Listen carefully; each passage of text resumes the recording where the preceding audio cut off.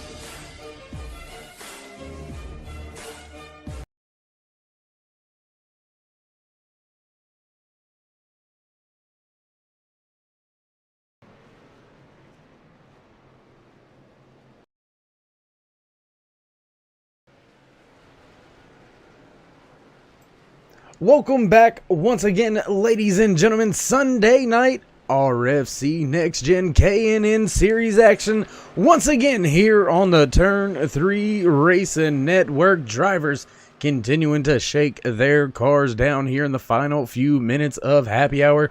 You are watching another great race getting ready to unfold before our eyes. My name is David Worrell, up in the booth with my good buddy Cody Early. Once again, Cody, how you doing tonight? Dave, I'm excited, glad to be back in the booth for this race here tonight at Richmond Raceway. Not only is it short track racing, Dave, it's short track racing under the lights. These drivers have had a week off and they're ready to go back to work. Absolutely, a week off for the Easter break. I know it was down in the dumps for a few drivers out there, just with everything going on, the pandemic, everybody trying to stay safe, stay home. With all that being said, we're going to see if we can't get in a quick word or two here with our sponsor for not only tonight's race, but the whole month of April, Damon Cox and his 57 machine. How you doing, bud? Hey, Dave. How you doing, buddy? Doing pretty good. Figured myself and Cody would try to grab you for a quick minute here before happy hour runs out and you get ready to strap yourself in to go qualifying. Give us a little backstory, a little bit why you chose to sponsor the entire month here of April. I'm sorry, Dave. I was having a little trouble hearing you there, bud. But yeah, as everybody knows, most everybody knows that April is definitely Autism Awareness Month, and so, we want to do our part to sponsor, let people be aware. Autism awareness is the big deal for this month. Well, man, I mean that's a big step up to fund or sponsor basically an entire month. I'm sure the rest of the guys here at the RFC NextGen K&N Series appreciate that good, kind gesture, and I'm sure everybody else out there that this cause reaches also appreciates it. Before we let you go and get ready to strap in for qualifying, Cody, you got any final words for Damon? Yeah, Damon, hey, just kind of tell us what it means to be able to get autism out there, especially in the sport of racing. Kind of tell us how important it is to raise awareness and how important it is to actually get this cause out there in front of the race fans. Well, Cody, it's very personal, of course, for me. My son, Damon, was diagnosed with autism at age 2, and he's now 19. He'll be 20 in August. So I'm not going to lie to anybody. I mean, it's been tough, but it's gotten better as he's gotten older. So, of course, I want to let people know that autism is not a disability. It's a different ability. So they just want to fit in just like everybody else. So it's very special to me, and a lot of people deal with it. And it's nice to know that people are finally getting, aware with autism. Well, we thank you for sharing with us, man, and we wish you the best of luck tonight. Well, thank you guys at Turn 3 for all you do, and letting me get the word out for this. We appreciate everything you do as well. Thank you, guys. All right, well, there you have it. Some few words from the sponsor of not only this week's race, the Autism Awareness 150, live here from Richmond Raceway. Cody, Damon stepping up to the plate and funding the entire month. That is a big step, and that's a heart of gold right there. It is, Dave. And, we talk about platforms. We talk about different ways of getting different causes out there. Damon's platform is the racing that you're going to see here tonight in the RFC NextGen K&N Series. And when it comes to autism, so many families are affected by that. I really think it's great that Damon has stepped up to the plate to bring that to the forefront in this series. Absolutely, Cody. And as time runs out on happy hour, things will get set to switch on over, and we'll head into qualifying, see who can snatch away the provisional pole here today for the Autism Awareness 150, presented by Damon Cox. These RFC Next Gen Series drivers going to lay it all out on the line. Looks like the 84 of Chris Mefford may be out there on track already. Just now, there he is, rolling off of pit road. And you got to be careful here, Cody. I know you got out in the Turn 3 cutaway car and turned a few laps. How was the car out there for you? Well, Dave, I did. I finally got to have some fun in one of these things. And I noticed right off the bat, a good handling car here at Richmond is a car that you can get off the turns. You don't want to spin the tires. You're going to see these cars diving into these turns, getting to the bottom. Everybody wants to get to the bottom, but the big thing tonight is putting that horsepower to the ground. And this track, if you don't get to the gas perfectly, you're going to spin the tires, and you're going to see tonight some good handling cars, and more likely you're going to see some bad handling cars. And to be able to be successful, Dave, I feel like you got to put the power to the ground, and that's harder than just talking about it. It actually is pretty tough. Yeah, driver's going to have to use the proverbial eggshell underneath that right side, especially coming off of 4. That banking can be very misleading. You think you got something to lean on, and you just quite don't. The 6 of Eric Blount in the second position now, coming down the backstretch, going into 3 for his second timed lap. KD Osmond sitting on top of the speed charts, and big time wiggle there for the 6, and he's going to cross the line sideways. I don't think that's going to help his cause at all. We'll jump out now with the 77 of Lance Yancey as he's just now coming out onto the racing surface. Cody, you got your eye on anybody out there? Well, I was kind of watching what Eric Blunt was doing there a minute ago, and he was kind of giving you exactly what I was talking about. He had a little bit of trouble coming off the turn, and now we go back and we see Damon Cox is on the raceway right now, and he's put up a 22.2. So every driver right now except for Dustin Ping and KD Osmond is in that 22 range.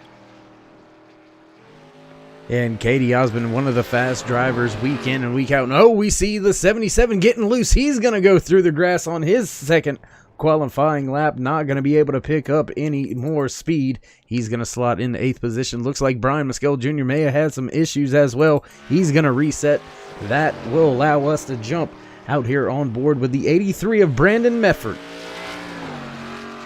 Yeah, and Dave, he's one of these drivers last time out in this series at Auto Club. He had a really good run, and I feel like tonight, short track racing under the lights after a week off, you might actually see a lot of entertainment, a little cabin fever from these drivers coming out here at Richmond Raceway. Cabin fever indeed. Some of these drivers not even able to work right now with everything that's going on in the world, and just want to take a brief moment and give a shout out and salute to all the guys and girls out there on the front lines, healthcare workers out there dealing with this mess. And the mess it is, just like the 83 into the inside wall on his second qualifying lap. That will put us with the 49 now. Oh, and he's in the wall too. This looks like a theme here, Cody. Looks like a lot of drivers getting caught out here today. I'm telling you, when I mentioned that earlier, I got a chance to go out in the RFC NextGen K&N cutout car, and off the turns, you got a really cool temperature tonight. And coming off these 14-degree bankings out of turn 4, you're going to see a lot of drivers wanting to get back to the throttle real quick. Well, Dave, we've seen already getting back to the throttle real quick, it doesn't exactly work as well as you want it to. Yeah, sometimes it works out great. But if you overstep that fine line, you can find yourself in trouble like multiple drivers did so far as we hit right about the halfway mark here in this 10-minute qualifying session. And I'm not so sure we're going to see too many other drivers out there flirting with disaster. Looks like we've got a few sitting on pit road debating whether or not they're going to do it. And while that's going on, we're going to take a brief moment while we have a chance here. We're going to get rid of your qualifying drop down and go ahead and do some official points standings business for you. There you have it. KD Osmond sitting on top of your point standings, 18 points ahead of the Fast 49 of Troy Radford. Gordon Larson Jr. going to round out your top 3. Chris Medford right there. Doug Wasaki rounding out your top 5. And Cody, there's a little bit of a points gap there from 4th on forward, but there is a lot of close, tight battles from 4th on back, all the way back through 17th, 18th position, all right there jumbled up with each other. So a lot of points on the line, and could be a crazy night, short track Saturday night style. Yeah, Dave, there is a gap in the points when you go from maybe 3rd all the way back to 4th, from Gordon Larson Jr. to Chris Medford. And I think a lot of that has to do with consistency. 16 starts for both Osmond and Radford. 16 starts, 7 wins for Radford, 3 wins for Radford, 4 wins for Osmond. And then you have to go all the way back to Alan Westman, who's 6th in points before you find the next win when you go down the point series standings. And in very unique aspect here, a little bit of a throwback, if you will, with the RFC NextGen K&N Series. There is no chase here in this season for the championship. It's good old-fashioned make the points up as you go. Every single race counts. Everything matters all the time. And a couple drivers with 2 wins, multiple wins, you would figure they'd be right there in the championship hunt, and they find themselves a little bit behind the 8 ball. Brian Maskell Jr., one of those drivers just outside of the top 10, I believe. I would have to take another look at my scoring chart, but I believe even Maskell Jr. with 2 wins is on the outside looking in as far as the championship battle is concerned. 3.5 minutes remaining here in qualifying. Still no takers out there trying to dethrone the fastest man on track right now, the 88 of KD Osmond. Yeah, and I was talking about, consistency. When we went all the way back to Alan Westman, who was the next driver on the list with a win, say, for instance, a little bit of momentum. Chris Berg got those back-to-back wins at Darlington and at Bristol. It shoved him into 8th in points. But when you take a look from there on out, there's a lot of drivers who are still trying to find really a rhythm.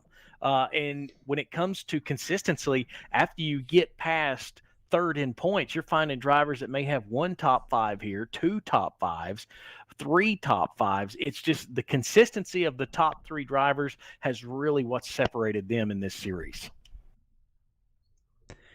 Yeah, and as we hit the 2-minute mark, or just above the 2-minute mark, we're going to take a brief moment here, step away for just a small commercial break, and step down trackside for the playing of the national anthem. So don't go anywhere, ladies and gentlemen. Thank you for joining us, and we will be right back.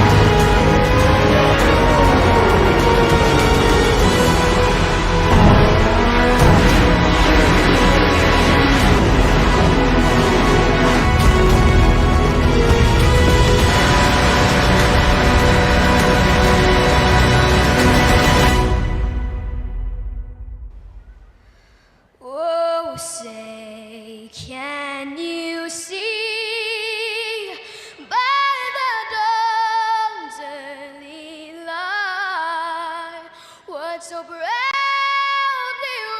wailed at the twilight's last gleaming, whose broad stripes and bright stars through the perilous fight o'er the ramparts we watched were so gallantly streaming, and the rockets regular the bombs bursting in air gave proof through the night that our flag was still there. Oh, say does that star-spangled banner yet wave o'er the land of the free and the home of the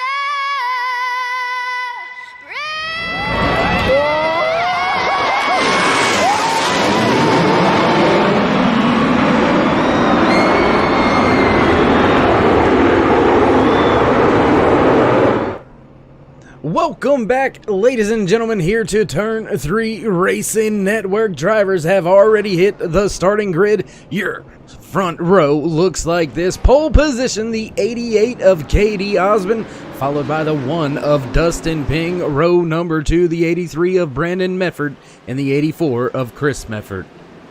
Row number 3, the 94 of Joshua Caudill, and the 22 of Cody Terry. Row number 4, the 8 of Kendall Levron, and the 00 of Roy Hyde.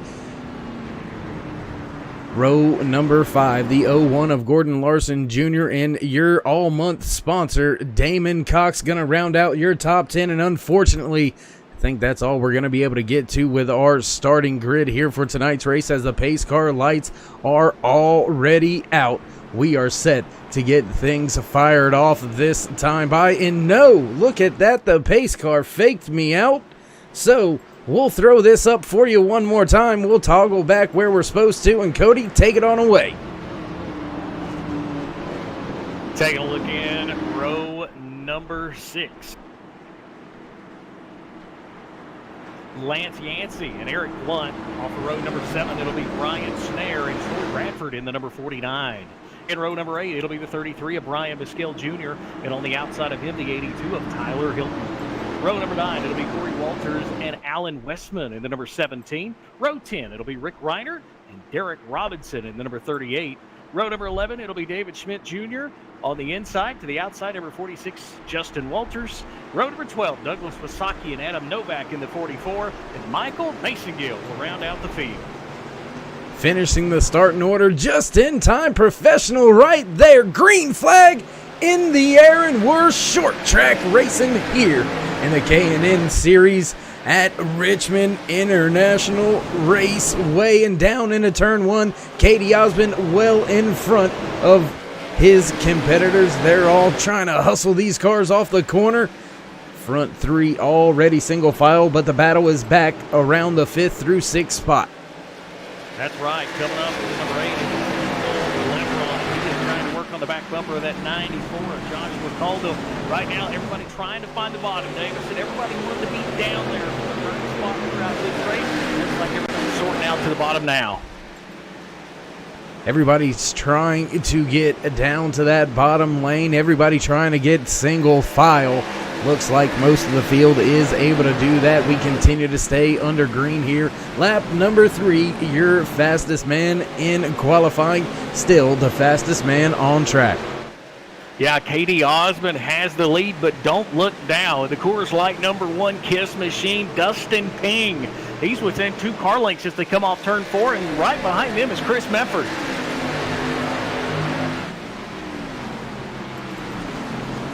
A lot of drivers right there all grouped up at the front. Joshua Caudill stuck out there on the outside. Chris Medford to his inside. And these drivers still putting on one heck of a show. Actually, that is Brandon Medford back there in the 83. Sorry, got the two mixed up. One's the 83, one's the 84. Chris is a little bit further up in front of Brandon, but they continue to battle for positions throughout the field. Gonna go a little further back, about the 13th position. Look at all of these cars, all single file, all trained out. And Cody, you gotta start wondering, driver running in that final position, the 25th spot, Justin Walters, he's already 10 seconds behind your race leader, and that is about a half a lap. Yeah, when you talk about short track racing, if you're in the second tier of the field, the pressure is really high. So if you're David Schmidt, Justin Walters, Brian Snare, Adam Novak, you're already looking in the rearview mirror. And even Roy Hyde, he's in that 20th spot right now. He's going to have to get on it if he wants to try to get away from the leaders. And by the way, the leaders are starting to pull away. The top three are on the back straightaway, going into turn 3 and starting to get some separation. Absolutely, and that's what the 88 wants to see that gap increase. Now has half a second over the second place runner, Dustin Ping, who's got about a half a second over Chris Medford. A little bit of blinky blink going on up there, so everything smooths itself on out. You know how things are in technology these days, so, you know, we just continue to roll with it. The 22 of Cody Terry right here has the 57 of Damon Cox all over his rear deck lid, trying to keep that 6th spot, but Damon charging hard. Troy Radford right there with him. Kendall Lebron, Tyler Hilton gonna round out that pack in the top 10. I was going to say that, Dave. I was about to go there. Damon Cox has been all over the back bumper of that number 22 of Cody Terry. And don't look now, but the runner-up in points right now, Troy Radford, he's putting the pressure. These drivers were side by side just a few moments ago. That opened the door for Troy Radford and Kendall Lebron to run them down. So now what was a 2-car race has turned into a 4-car race for that 6th spot. Now here comes 9th and 10th up into the battle as well. And as we take a look off of the back of that 22 machine, looking at this long train of hungry cars as we see Troy Radford duck down inside of Damon Cox. He's going to steal that position. Another driver trying to work his way through. Kendall Lebron now digging on the bottom, trying to take that spot away from Cox. Man, there was some contact just a few moments ago between Lance Yancey and Gordon Larson Jr. into turn 1. Shoved Lancey up the racetrack, but he's going to squeeze back in behind Corey Walters as lap number 12 goes up on the board.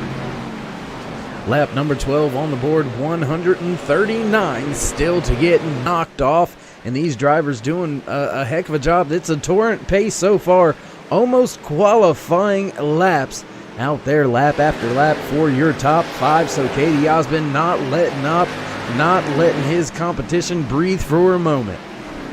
I tell you what, you mentioned KD Osland. He has got a rear view mirror of Dustin Ping. Dustin Ping almost identical lap times, lap for lap, as the current points leader. And I tell you what, Dave, he's just stalking. He's just waiting for a mistake. But with 150 laps up on the board, it's still a long race. Yeah, it's a long race, 108 miles to be exact, around this 3/4 oval track. It's right there in between. I mean, so some people call it a cookie cutter. Some want to group it in with the short tracks. I myself, I would call this a short track without any hesitation. How about yourself? I would totally agree. And the racing groove has pretty much wrapped around the bottom. Cody Terry finally getting shuffled out. He was worked on just a few moments ago by Troy Radford. Now it'll be Kendall Lebron. He's going under him. And you know what? It's just similar to these other short tracks. When you get hung out to dry, if there's a long line under you, they call it getting freight trained. And these 14-degree bankings here at Richmond, that's going to happen if you can't get your car to the bottom. As we watch this battle, Kendall Lebron going around Cody Terry on the inside. Looks like Tyler Hilton in the 82 trying to follow suit as they make their way back into turn number 1. And it's almost, Cody, like you never stop turning. I mean, the back stretch, yes, it's straight, but not very long. And the front stretch, well, it's not straight at all. No, it's not. When you come into that dog leg, about the time you feel comfortable, you're diving right back into turn number 1, and you see so many pass attempts, whether it's kind of like a road course, whether it's a breaking point or just momentum. People try to get the run and get on the inside of you going into turn 1, and that's where a lot of times you see some trouble. As we ride on board now with the driver of that 8 machine, Kendall Levron, he is right there on Tyler Hilton's bumper. That pass was made the last lap through 1 and 2. Hilton took the spot. A little bit of a moment there for Levron. He was able to collect it, gather it up almost into the wall there off of 2. But he's going to right the ship and continue to try to chase down Hilton running just in front. 20 laps on the board here at the Autism Awareness Racetrack, or Richmond Raceway. 20 laps up on the board of the 150, and it is K.D. Osmond. He has showed the way so far. Dustin Ping in the 2nd spot, Chris Mefford in the 3rd spot, and Joshua Cogdell, Dave, he's kind of found what I call the comfortable spot. He's running in 4th. He can see the leaders, but he's pretty much in hand ahead of Brandon Mefford. And as those leaders continue to battle it out up there at the front, we've got a big battle back here. Drivers all over each other. This is from about the 11th spot. Looking at timing and scoring, it looks like it goes all the way to about the 17th, 18th position. Roy Hyde is one of the final drivers in this pack of cars. So a lot of very big names stuck back through the field. Brian Mescal Jr., Gordon Larson Jr., Alan Westman, Lance Yancey, Rick Reinert, Roy Hyde, all stuck near the rear of the field, and your leaders are coming quick. Looks like David Schmidt Jr. is going to be in trouble here in the next few laps. Yeah, he's going to be closing in on lap traffic, which, you know, Dave, that could be exactly what the number 1 of Dustin Payne wants. He get that leader in lap traffic and then try to capitalize on it. But right now we're seeing a pass to the inside, as it's going to be Gordon Larson Jr. trying to get to the inside of Brian Mescal Jr. Couldn't do it. What's that do? Well, it brings the 17 of Alan Westman on in. And we talk about trying to get to the bottom of the racetrack. If you open that door and you can get there, then you're going to lose that momentum. Yeah, the bottom is where you want to be, but you can really get some momentum just about a half a car up. But when you've got somebody right there trailing your every move, you've got no choice but to run that bottom. And Mescal Jr. a little bit loose off of 4 that time, and this is about the time those tires are going to be starting to fall off rather significantly. We've already seen about a half a second of drop off, and that is going to continue as Alan Westman now makes a pass on Gordon Larson Jr. Corey Walters also able to make a pass. Yeah, they're moving through. One mistake right now in the way these tires and the way these cars are tearing around this racetrack. One bad mistake could cost you multiple positions, as really we've got race cars all the way around Richmond Raceway. Absolutely, and we're going to jump up one time just because you said something about it. We're going to jump up one time here. Let's get rid of your running order and go ahead and do this the proper way. Up top from the Relentless Wrestling Blimp Cam. Tons of cars out here, and there you see just a brief little section of them. Blimp not flying too high here tonight in Richmond, trying to get some good shots in the dark for you. So hats off to everybody up there doing their job. We do appreciate it. Back down trackside as Brian Mescal Jr. stuck on that outside lane. Gonna lose the spot to Westman. And now Walters looks to follow through. Yeah, Corey Walters goes to the bottom of that 33 AC Delco of Brian Mescal Jr. if he can't get to the bottom, which he can. And here comes Gordon Larson Jr. Larson Jr., he'll take the advantage into turn 1. Brian Mescal Jr. is hung out to dry, and he's got a lot of cars behind him, including Roy Hyde. Roy Hyde, Lance Yancey right there in the 77 Doug Wasaki, just a little bit further back in the 34 machine, about a half a second back from that bright yellow 77 of Lance Yancey. And there you see, you see what happens when you leave that door open for just a moment. Brian Mescal Jr. just left the door open for 1 second, and 3 cars freight trained him on the outside, was able to slot in just in front of his Dirty Air Racing teammate Roy Hyde.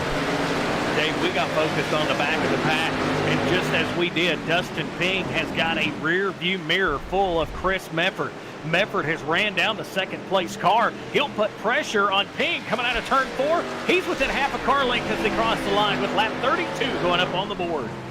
Lap 32 on the board, 119 left, just in front of your race leader, about a second in front. There you see him in that 88 Sun Drop Chevy Arca Menards K&N Series car. And that is a mouthful right there. I'm just going to say that. But Dale Osmond about to run into lap traffic, and that's going to allow these two drivers battling to catch up just a little bit as well, and that could bring that 94 of Caudill back up into the mix. Looks like your race leader gonna dive underneath David Schmidt Jr., put him a lap down. Ooh, that was actually the 45 of Brian Snare. Yeah, Brian Snare moved up the racetrack and opened the bottom for our leader, but now here comes second and third. Now, just a few moments ago, we had the camera set there. Mefford went to try to take the low line away from Ping going into 3. Will he try it again? No, he'll play nose to tail this time. But Ping feels like he's got a not as good entry into the turn as Mefford. Mefford tries to get the momentum off the turn, but much better in the center, Dave. It just looks like that Mefford car, the 84 machine, turns a whole lot better, especially in turns 3 and 4. Yeah, trying to get a little bit of a wider shot so we can bring you what that center of the corner looks like. And that's where he's gaining a lot of ground. There you see him rolling almost right to that rear bumper.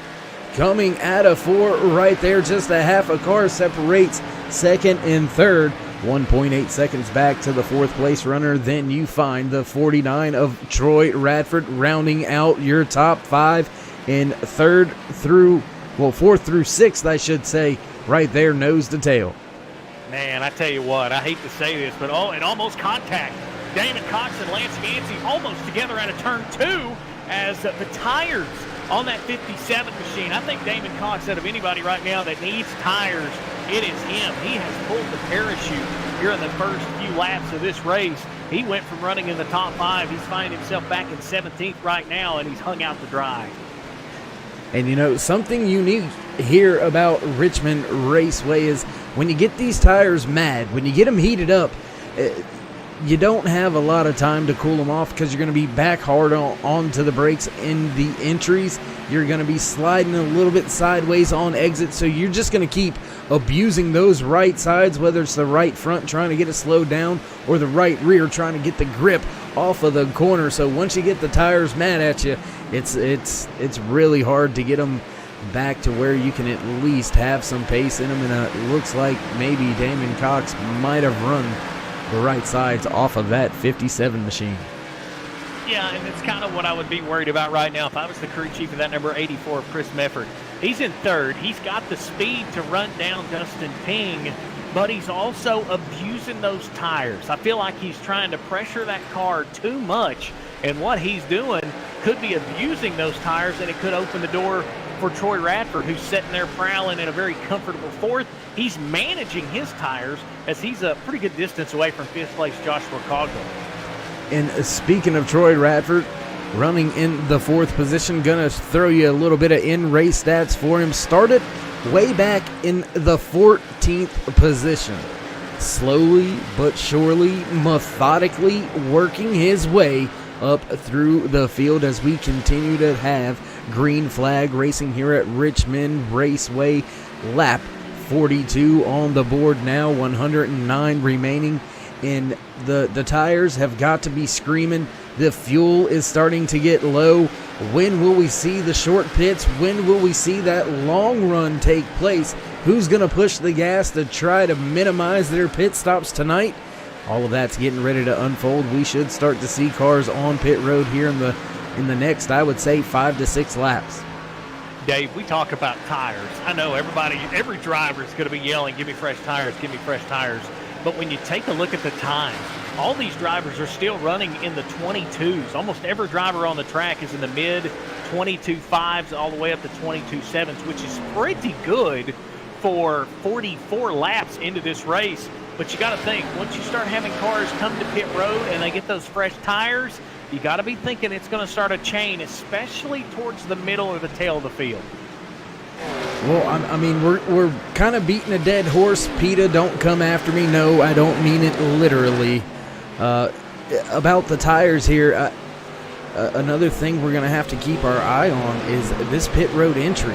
You're going to want to keep as much speed as you can and stay on track as long as you can, but with these worn-out tires and a tricky entry to pit road, could be... and contact between Cody Terry. He's going to go around for our first caution of the night. We had that on screen. It happened right before our eyes. No harm, no foul. We'll back it up one time with our turn 3 replay once we get it all queued up here in the production booth. So, gonna take a look back now real quick with our turn 3 replay.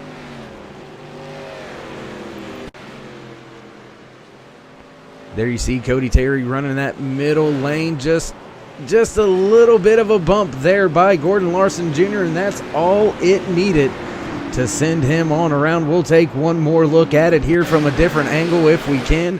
See if we can't see anything from the fan view going down into that corner. Actually, let's go ahead and throw it up to the blimp cam, see if there was actually any contact.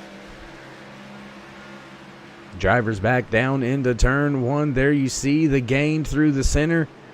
Just a little bit of contact is all it was. And Alan Westman, great job getting through there. Oh, looks like Gordon Larson Jr.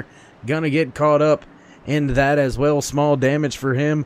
We will rejoin the field now as they are all on pit road. Looks like we had a few gamblers.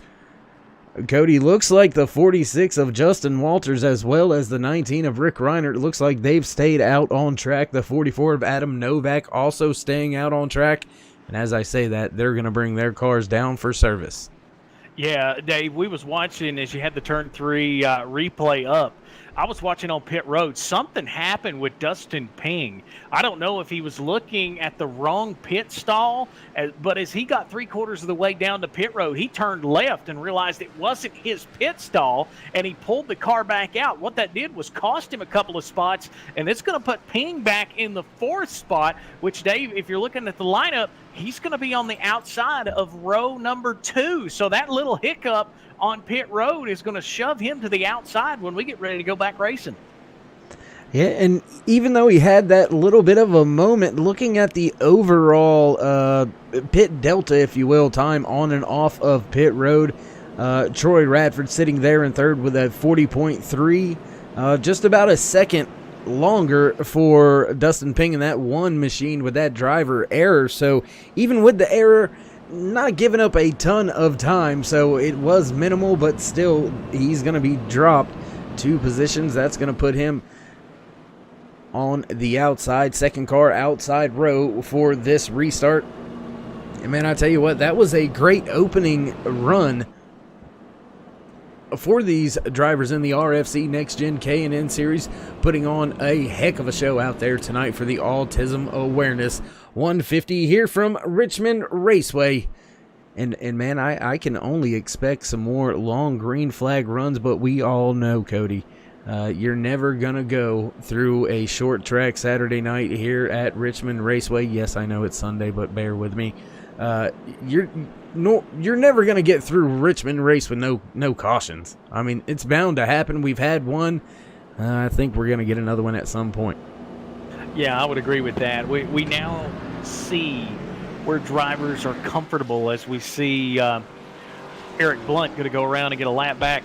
We now have these drivers feeling where their cars are at. They got a long run, so they kind of got an idea of how their car is going to fall off or how it's going to gain. We've seen some drivers move up. We've seen some drivers move back.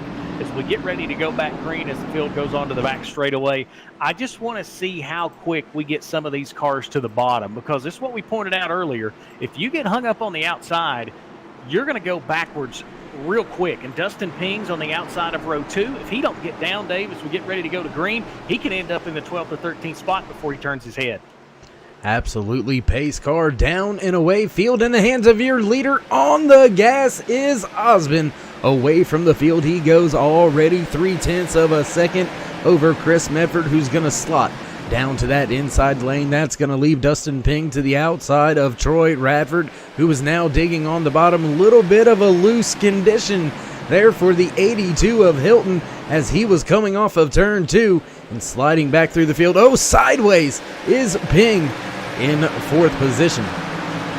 Man, Tyler Hilton gave Dustin Ping a little bit of breathing room there, because if not, look at the momentum that it would have sent Ping all the way back. He could be back there in the 10th spot, but a little bit of room from Tyler Hilton. It's going to let Ping set back into that 4th spot. And by the way, Hilton had a great run last time we were out at Auto Club Speedway. And I tell you what, real quick, Cody, back by popular demand, we're going to take a brief moment here, mute the mics, and let you have a little bit of Turn It Up.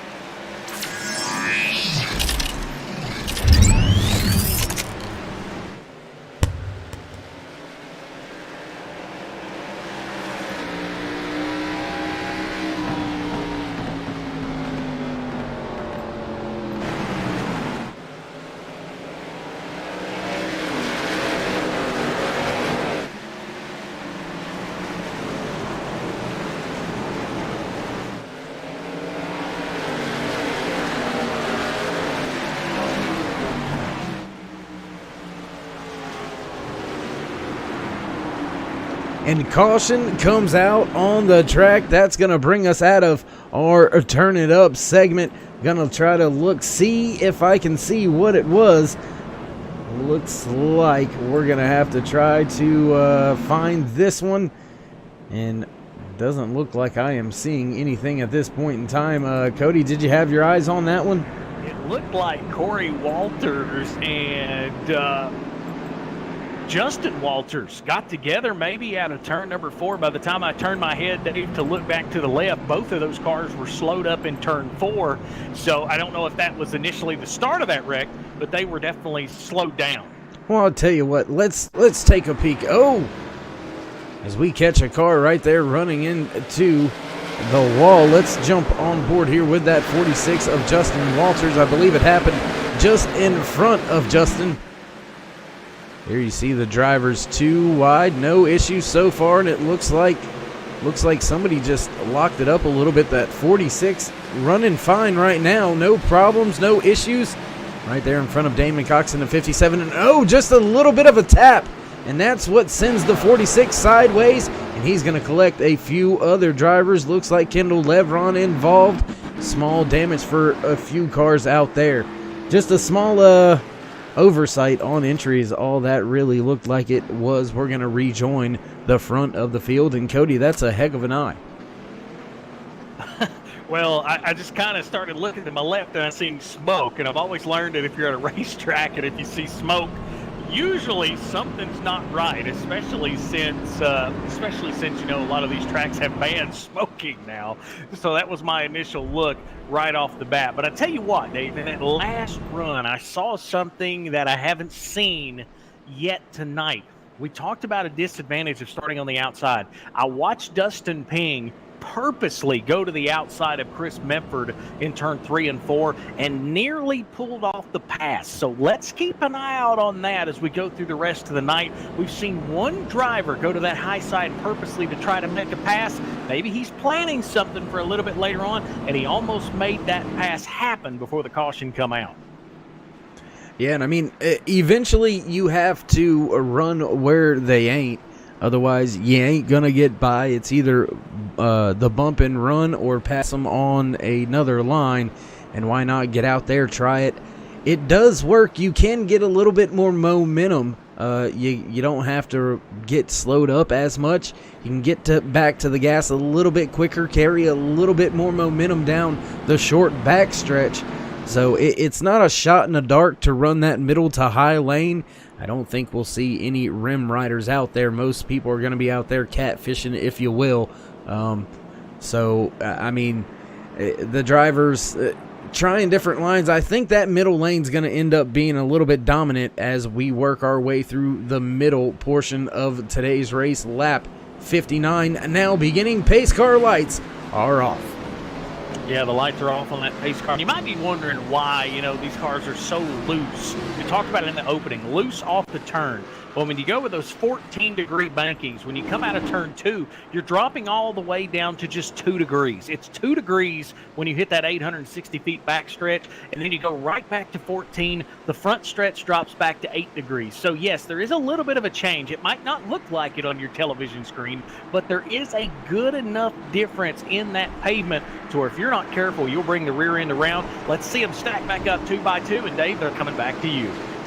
Coming back to the green flag, that Ford Mustang down and away, field in the hands of Osmond. He's going to fire off once again, back on the loud pedal. Great restart on the outside there by Troy Radford. He's going to continue to keep that second position as he drops down to the bottom lane in 1 and 2. Battle for third between Medford and Ping. Big stack up there as drivers going around Ping. He's going to be stuck to the outside now, falling through the field very rapidly. Big crash. Trouble out of turn number 3 and 4. Wow, Brian Mescal Jr. was involved. Looked like he got into the tail end. It was a yellow car. It was, I could tell you that as I seen it out of the left eye. There was a yellow car there, almost ran into the barrels going into the pit road, but it caused a huge mess in the middle of turns 3 and 4. Yeah, and we've got it queued up, I do believe, on our turn 3 replay. There you see the big stack up. We're riding with Lance Yancey. Not sure if he was the culprit, but I'm pretty sure he was involved. And there you see the stack up right in front of him. Drivers up into him.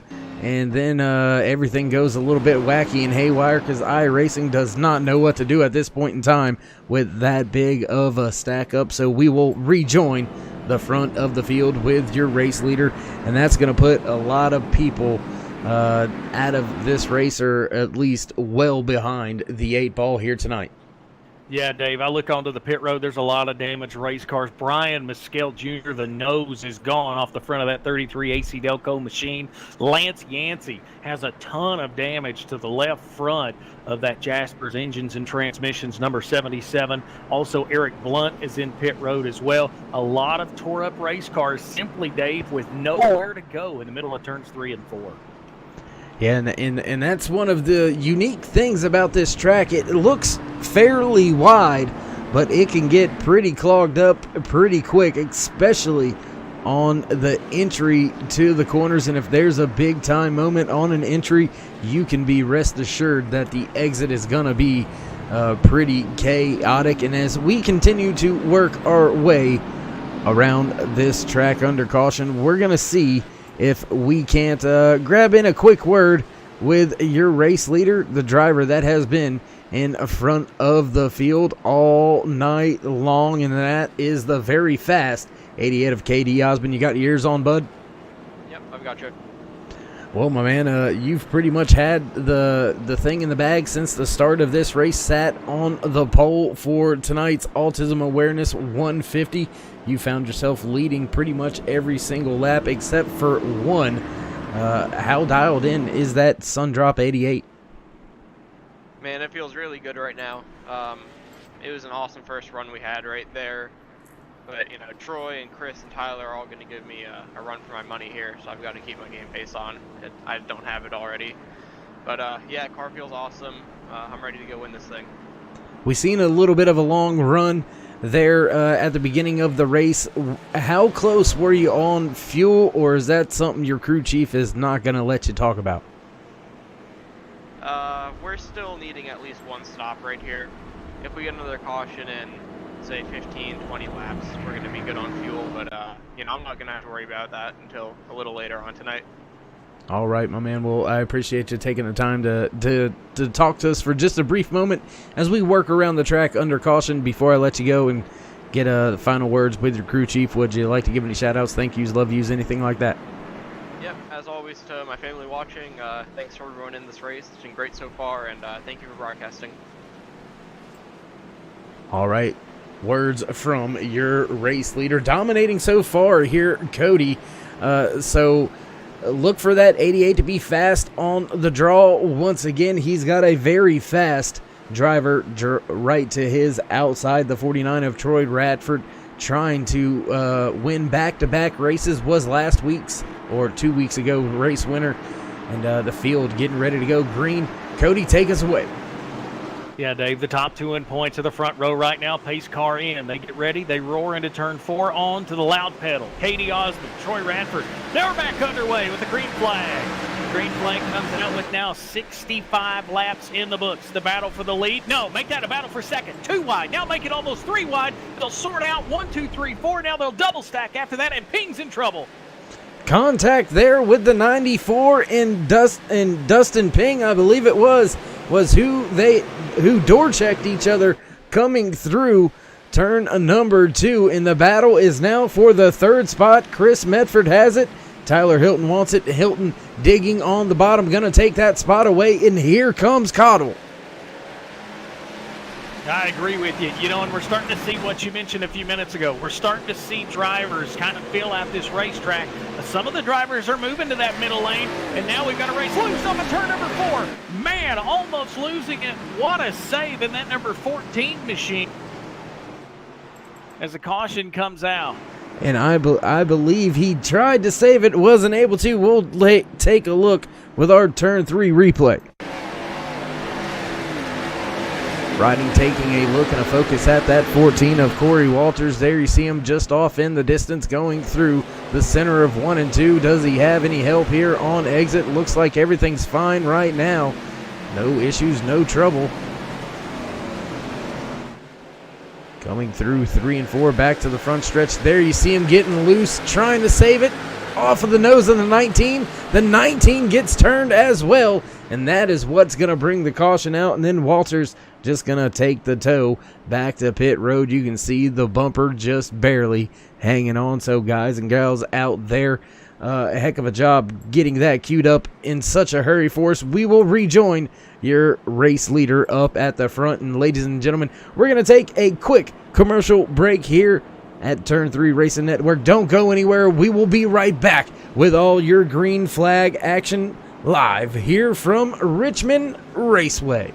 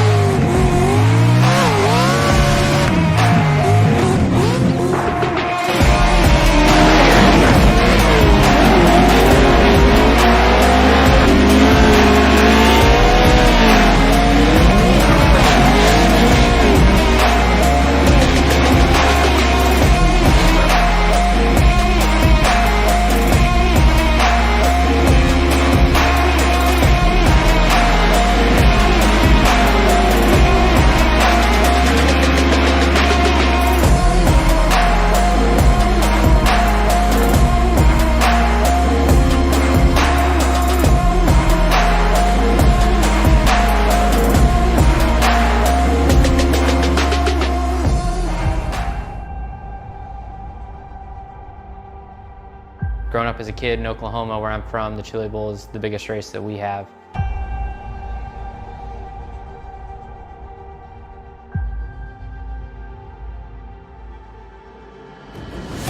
The Chili Bowl has kind of been my favorite race of the year.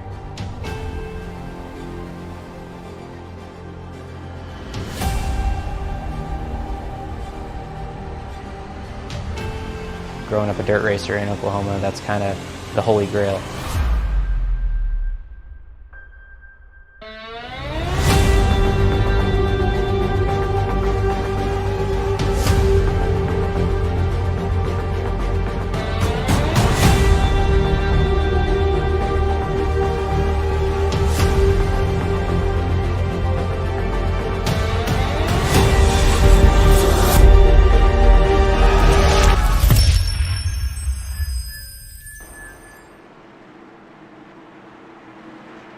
cutting the commercial short. Back track side.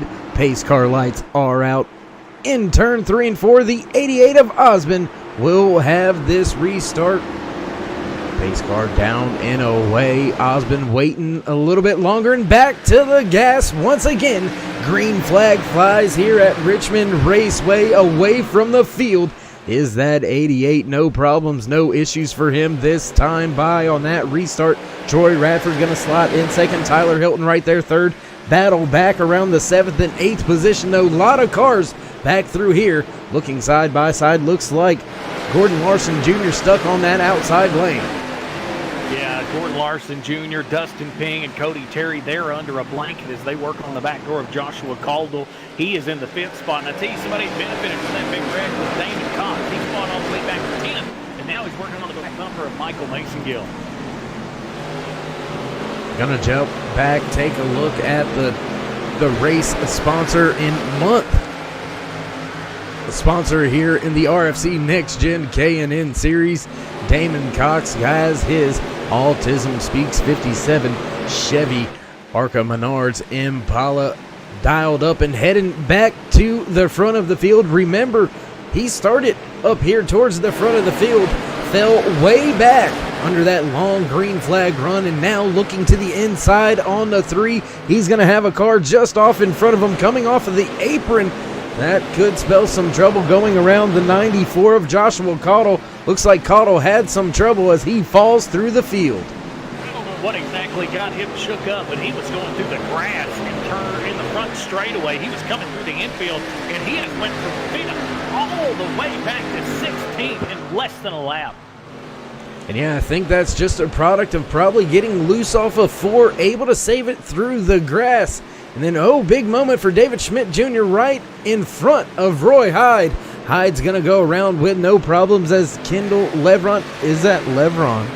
No, I believe that is. Yes, that is Kendall Levron right there on the inside in the 8. 1 lap down. Sorry, he was confusing me a little bit looking at the timing and scoring. But Levron trying to make a pass, and he does on Damon Cox. That's going to put Roy Hyde back in the 11th spot, trying to run down Damon Cox and take that 10th spot away. I think it's somebody we were talking about earlier that was in the process of going a lap down was Brian Snare. He's took advantage. Oh, in trouble. Brian Snare has trouble. Maybe not. No, he's back up to 3rd. I had him dropping and timing and scoring for some reason, but he had moved all the way up into the top 10. Now he's dropped back to 13th. Yeah, and sometimes I had him dropping through the field as well on my screen, so sometimes timing and scoring has their glitches, and it is what it is. We'll continue to do what we do up here in the booth and back at the front. This is probably the closest we've seen a driver after a restart and caution on the track. Looks like Mike Massengill involved in this one as he is slow and sideways on the track. We'll cue it up one time for you with our turn 3 replay one more time.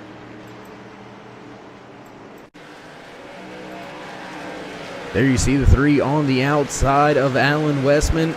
Kendall Levron in the 8, down 1 lap, running on the inside lane. Damon Cox just behind. Massengill there, running in his Mission 22, number 3, and up against the wall is that 3, and then contact right across the right front nose of Damon Cox, and around that 3 machine goes.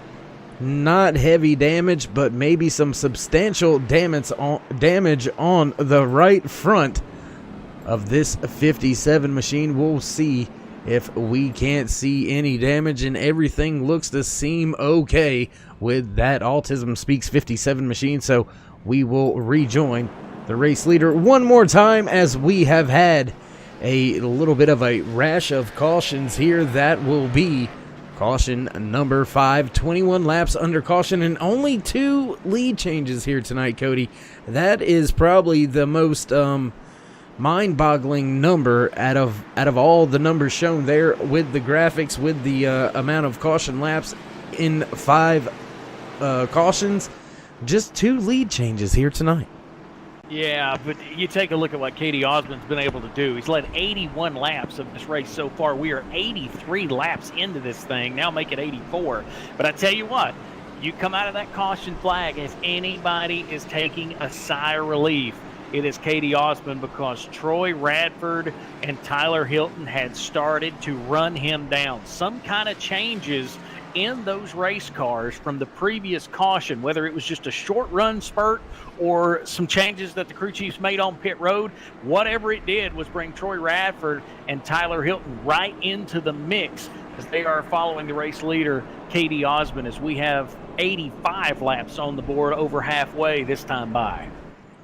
Yeah, and just like that, we were so caught up in all the action on track, already over halfway here in tonight's Autism Awareness 150, presented by or sponsored by Damon Cox, driver of that 57 Autism Speaks Chevy Arca Menards Impala, out there in the field for the RFC NextGen K&N Series. And want to take a moment to say, well, thank you, each and every one of you out there joining us, not only tonight, but any other time we go live here on Turn 3 Racing Network.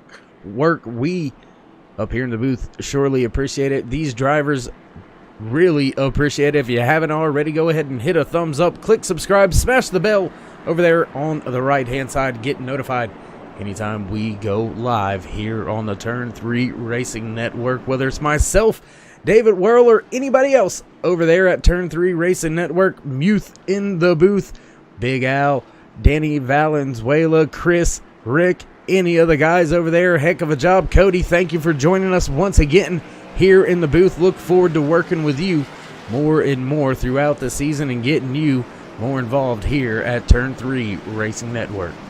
Yeah, Dave, thanks a lot for having me in the booth with you again. 2 weeks ago, I got my first taste of this at Auto Club. I'm right back here with you in Richmond, Virginia. And I'm telling you what, if you like what you're watching, like the Facebook pages and get ready, because next Sunday night, we're going to be in Charlotte. You don't want to miss the next race in the RFC NextGen K&N Series. As they double them up, David, we'll get ready to go back green into turns 3 and 4. That's right, that pace car is broken once again. Lights went out. It's a Ford. Figured that would happen multiple times here tonight. It always seems to fail, and Osmond never fails. Gets a great jump once again here on our latest restart, out to about a half a second already by the time they're through the center. Oh, down on the inside. Who was that? That looks like it was Chris Medford back there through the field trying to catch him. No caution. He stayed out of the way, but big time slip there for Chris Medford. He's going to find himself well down in the field now, all the way back to 19th from about that 4th spot. Battle for second now between Tyler Hilton and Troy Radford. Yeah, tough break for Chris Medford, as another car went through the infield just moments ago, but no caution. Now the top two, or shall I say the top three, start to stretch away. But now a battle is on for 4th. Inside, almost contact with Westman, and it looks like Gordon Larson Jr. They're side by side coming out of turn 2. Now make that Dustin Ping. Dustin Ping and Alan Westman now battling for the 4th and 5th position. Just behind them, that's that 01 of Gordon Larson Jr. And looky here, the wily veteran, we talked about him almost being in danger of going down a lap early in tonight's race. And look at that, it's the 00 of Roy Hyde now running in the 7th position, running right up on Gordon Larson Jr., Alan Westman, as well as Dustin Ping, as they continue to battle pretty hard here for about the 4th on back. I'm telling you what, they were rubbing fenders. They were banging doors. Alan Westman, Dustin Ping, contact multiple times. Almost stacked up those 4 cars inside of, well, in less than one little blanket. But now they're starting to separate because they realize we're just 91 laps into this race. I'm telling you what, beating and banging, short track racing, you've got it all right here at the RFC NextGen K&N Series at Richmond Raceway. Leaders making their way back towards turn number 3 on lap 92. Gonna take 93 when we cross the line. 58 laps remaining here in tonight's race. 150 laps scheduled in tonight's official race distance. Do keep in mind, we do have that green-white checkered should we need it.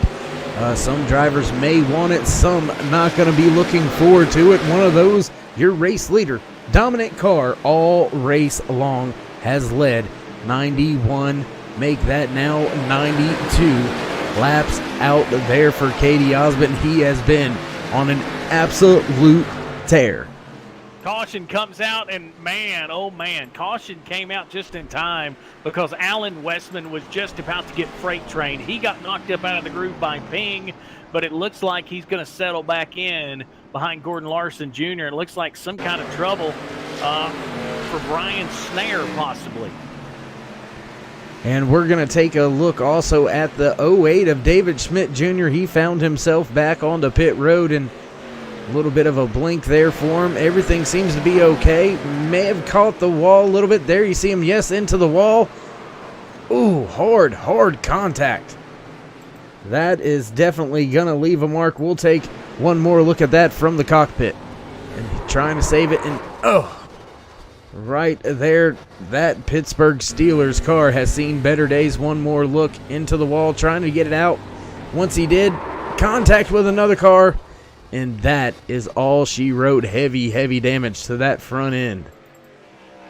Yeah, just a little bit of, you wouldn't think a short track like this, aerodynamics would play a big factor. But Dave, it does, especially on a track like Richmond. It is a short track. It is what they call a high octane, everybody close quarters track.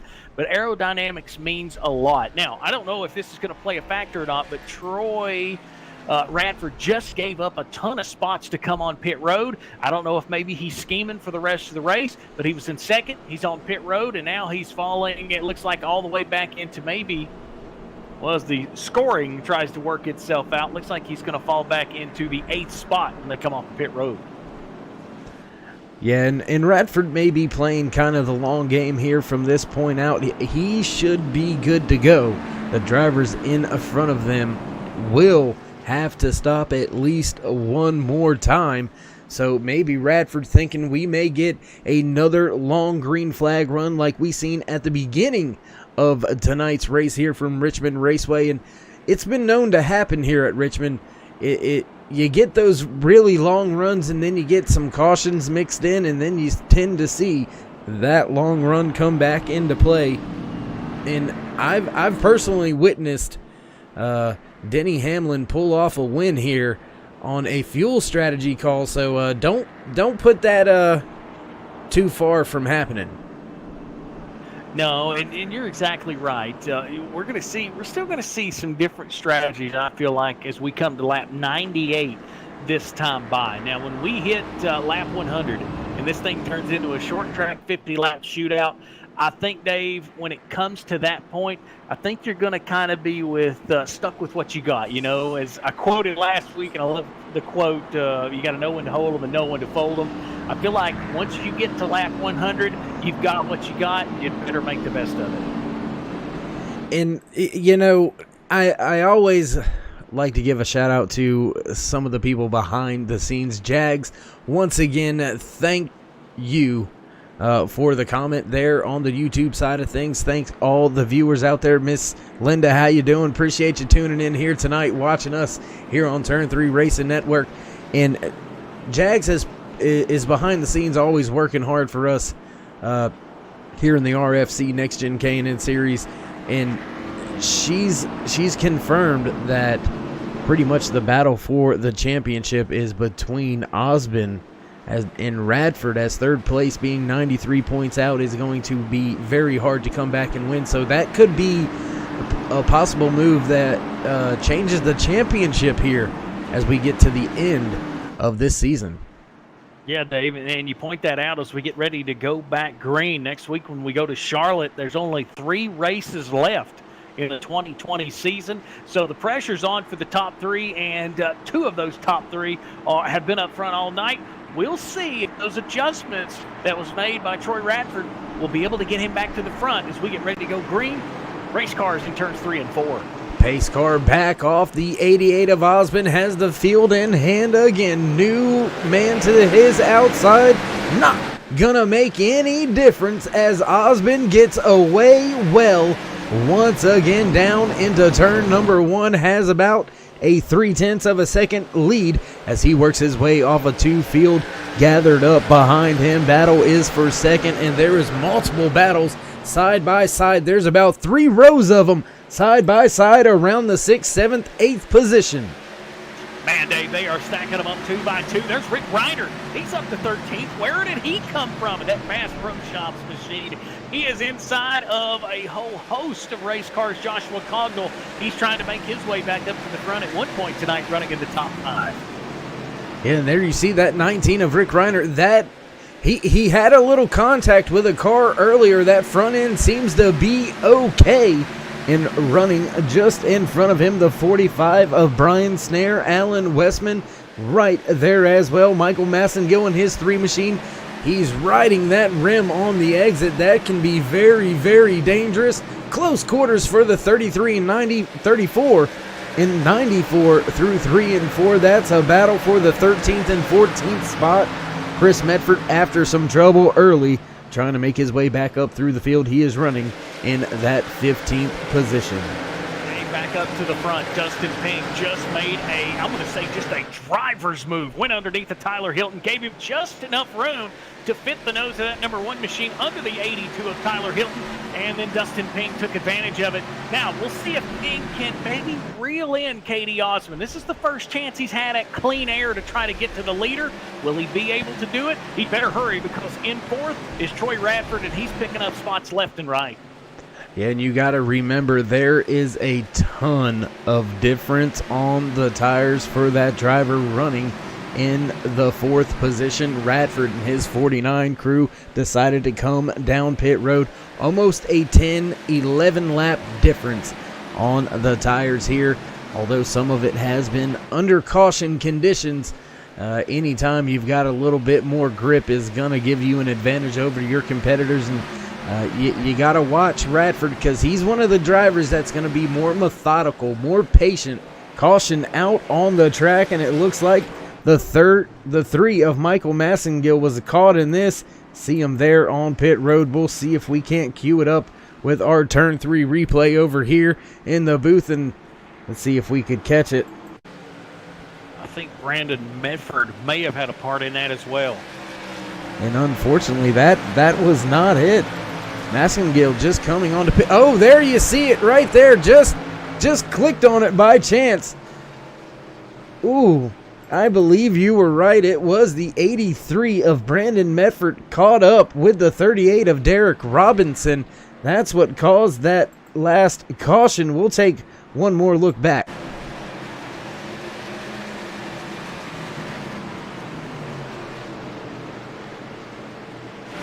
Riding, focusing in on the 83 of Medford. There he gets loose and into another car, and actually wasn't involved with the 38. Just a little bit of contact with the driver he was running side by side with. I believe that was a 77 of Lance Yancey, actually, and then corrected it back into that outside wall. All right, Dave, as we go through that replay and we get leaders on pit road, this is the first time all night we're going to be able to see this. Troy Radford took that pit stop the last caution. He's going to be out front. He's going to have Alan Westman with him. Now, when you take a look at cars coming off of pit road, that for the first time all night, you're going to have Katie Osmond in traffic. Not only is he going to be in traffic, he's going to roll out almost, I do believe timing and scoring has him in the 6th spot. We'll see if it stays that way. I think a couple cars might have to move up that were a lap down, but this is the first time we're going to see that 88 Sundrop Chevrolet in traffic, and it's going to give the front row to Troy Radford, and we've seen exactly what he done a little bit earlier when he ran down our leader. And it looks like Katie is going to end up having that 88 machine stuck in the inside row, third row back inside lane in the 5th position. He's only got 3 drivers in front of him, though, that have the old tires. The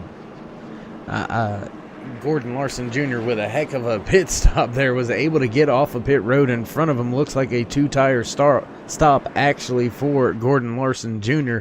That's how he was able to take the race off of pit road. man, I don't know. I'm not sure you can make it from here. If you're Katie Osmond, you probably can make it from here. We've seen about 38 laps or so under that first long green flag run.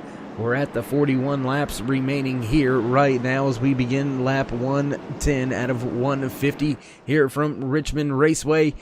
And Cody, I don't know. I think these drivers may have to stop again. This could be very, very bad for Radford after all. I don't know, Dave. It's a night race at Richmond. I feel like we're going to have more cautions, and maybe that's what Troy Radford is trying to bank on. More cautions. His pit crew can keep him out front if he can keep that 49 car there. But you was talking earlier about Gordon Larson Jr. After tonight, you mentioned Jags, who's watching this, and we thank her for all the work she does. His crew chief may be putting all the cards on the table saying, hey, if we're going to make a move for this championship, it's got to be now.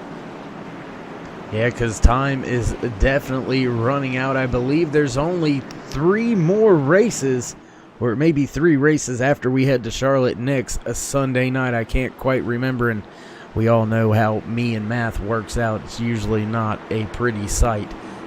Pace car lights are off, field bunched up.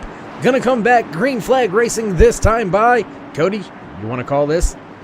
Troy Radford, Alan Westman on the front row for the first time all night. K&D Osmond, he's stuck in traffic. He's inside of row number 3. Pace cars in, out of turn 4. Green flag back in the air. They come to lap 112 here at Richmond Raceway in the Autism Awareness 150. The leaders stretch out. Now the battle for third. Cody Terry, he's got pressure, and already K&D Osmond's up to 4th, and he's putting pressure on the back of that 22.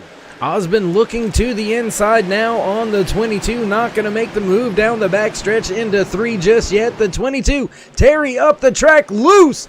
Big save for the 22. Contact with cars behind. Lots of trouble. Wow. What a mess off of turn number 4. Roy Hyde got collected in that. I don't know how much damage is on the front of that 00 machine, but Dave, they stacked them up out of turn number 4. Yeah, and as we're going to watch it here on the turn 3 replay, Ryden looking at the 01 of Gordon Larson Jr. He unfortunately was caught up in this. Cody Terry trying to save it. Looks like Medford just had some issues, and that caused big trouble for a lot of other drivers. Michael Massengill able to get the car stopped, but Rick Reinert, look at this 19 machine. The front end of this thing has got to be absolutely torn up. There you see the hood crinkled, beaten, battered. Not gonna be a pretty sight or a pretty pit stop for him.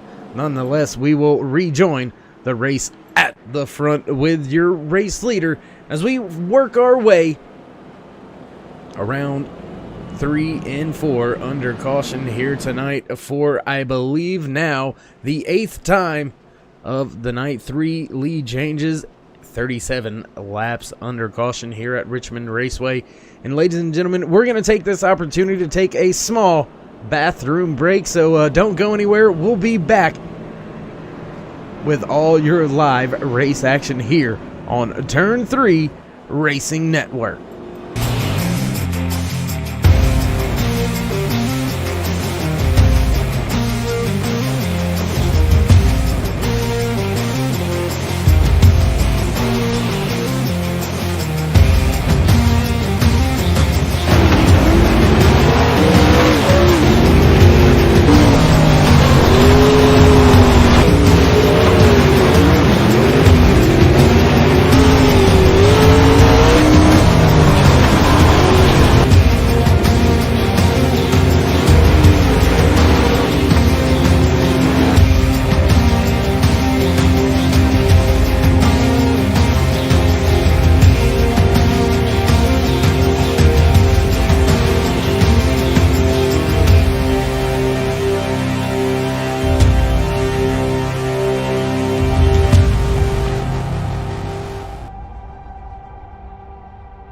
Growing up as a kid in Oklahoma, where I'm from, the Chili Bowl is the biggest race that we have.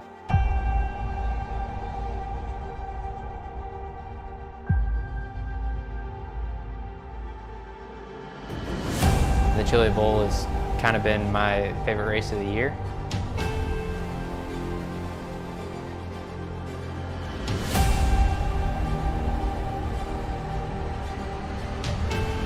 growing up a dirt racer in Oklahoma, that's kind of the holy grail.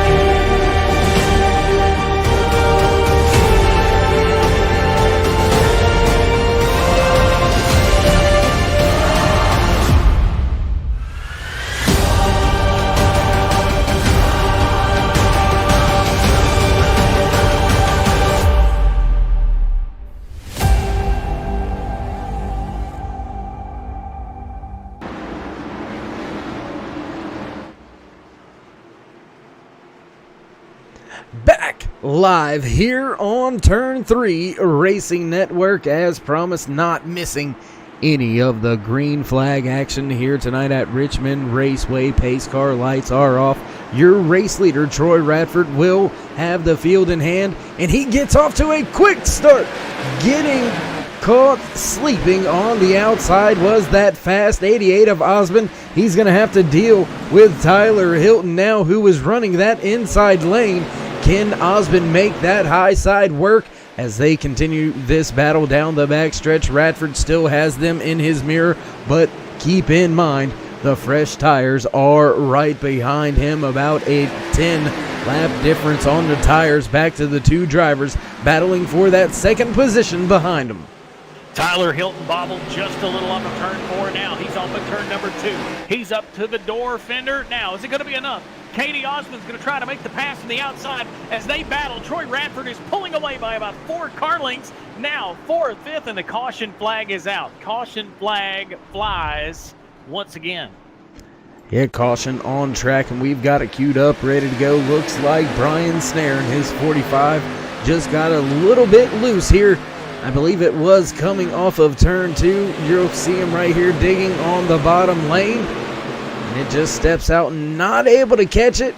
No contact, but that could have been very dangerous coming back up on the track like that. And no, it wasn't intentional, but you just don't have any control over it. And luckily, that did not collect any other cars. And luckily for Snare, he didn't hit anything.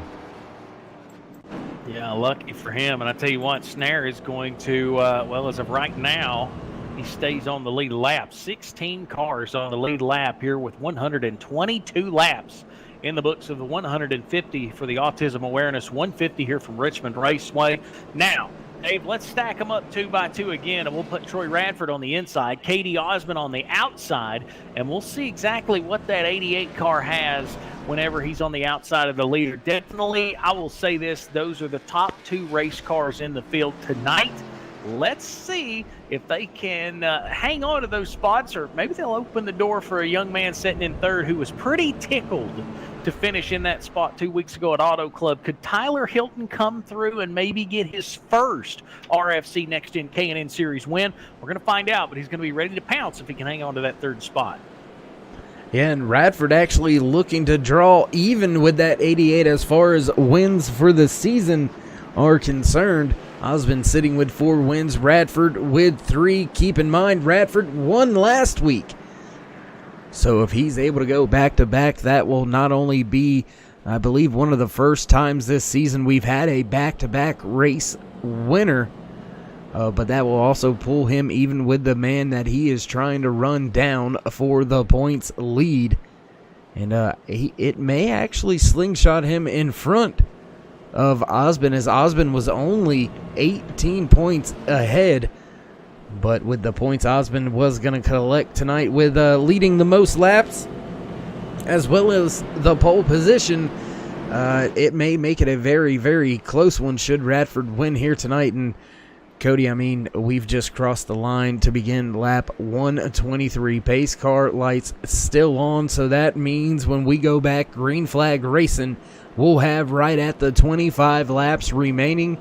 And if you think any of the action has been getting ramped up or amped up at all, you can expect that these drivers have went ahead and popped their Kabang energy candy and are fired up, ready to go to the end of this race.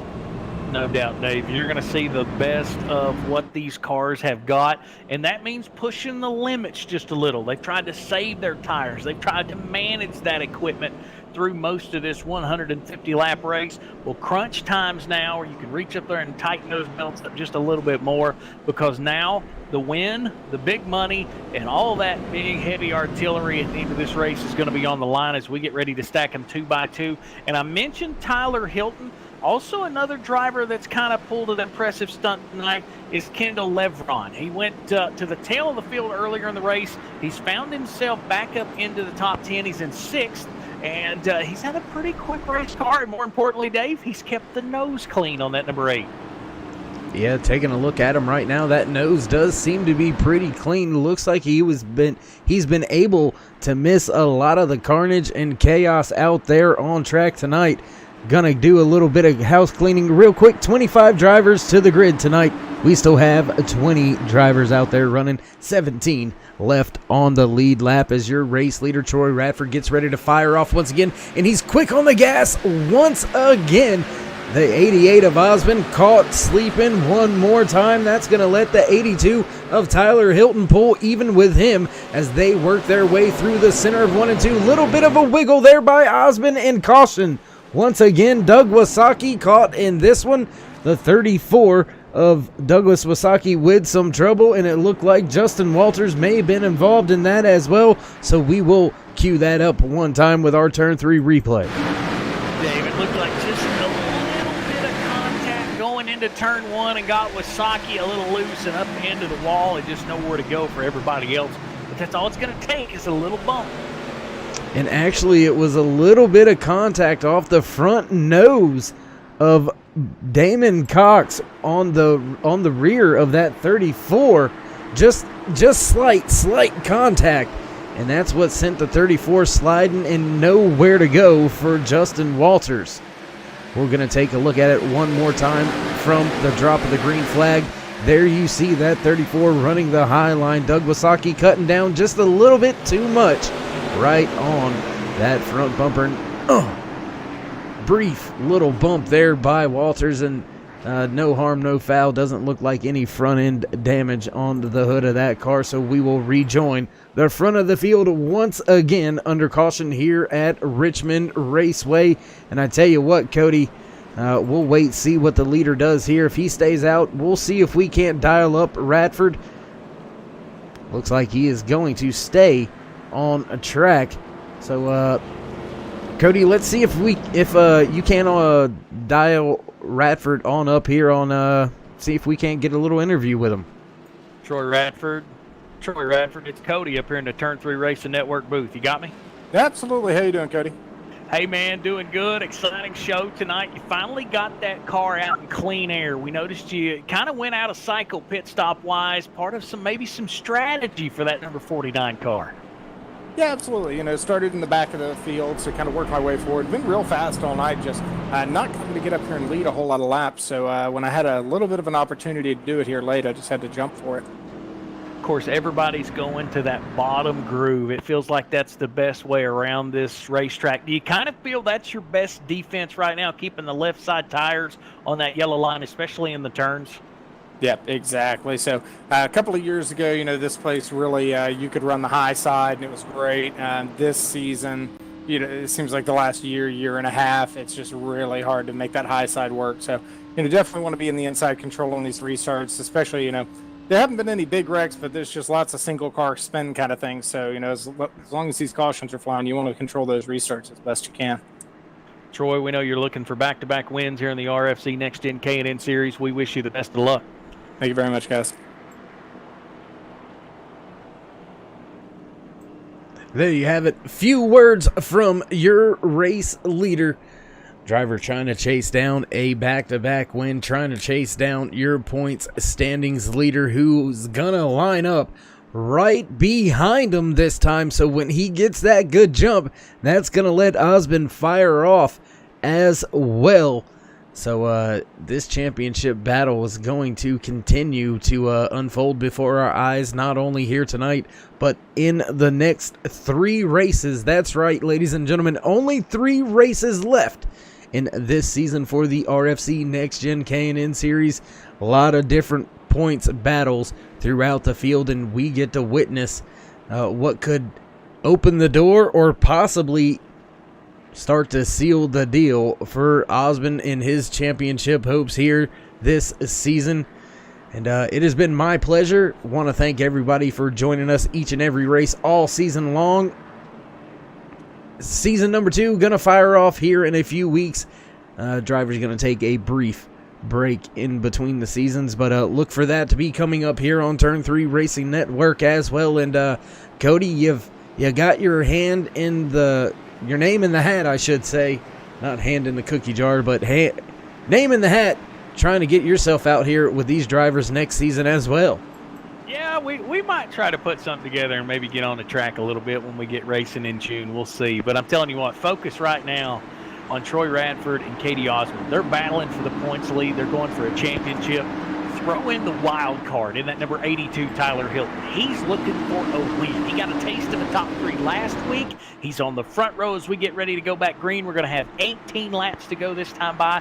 Dave, I'm going to circle that 82 car. If he can get a run, I like him going into these last 18 laps. If there's anybody I like, it's that 49, able to control the start and gets a good jump once again on the field, heading down into turn number 1, has about a 2-car length lead over the rest of the drivers behind him. They are stacked up 2 by 2 for a few rows. And caution coming out, I believe Damon Cox involved in that one.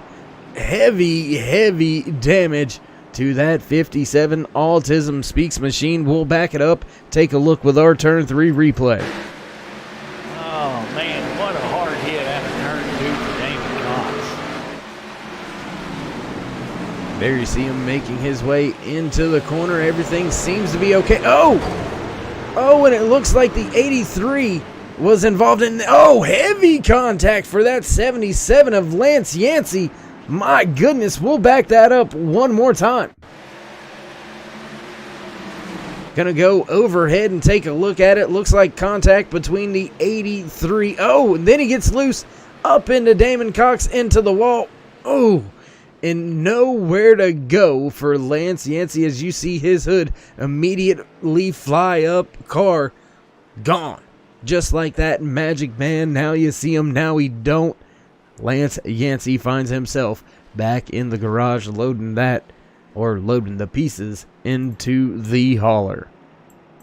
I don't know if you got a good look on that replay, Dave, but something got Gordon Larson Jr. involved as well. He's riding around the racetrack right now, actually about to pass the pace car. His hood is up. He can't see where he's going. So the third man in the points taking a big hit right now. And I think luckily somehow the wind may have pushed that hood back on down. It's back down, but it is sideways and heavily beat up and damaged, crinkled all. Yeah, I'm not sure you're going to fix that. So now we're going to take the top 2 in points. Now we're going to stack them beside each other again. And we're going to come to 14. It should be around 13 laps to go. So now you're going to have the top 2 cars side by side. But really, as you talked about today throughout the broadcast tonight, Troy Radford has the better hand because he has the restart. That he does. And going to take a brief moment here if I can. And, well, I can because, well, that's my job. But anyways, shout out to Thomas Light, not here on track, but here on the YouTube side of things. Thank you, Thomas, checking in over there on the chat side.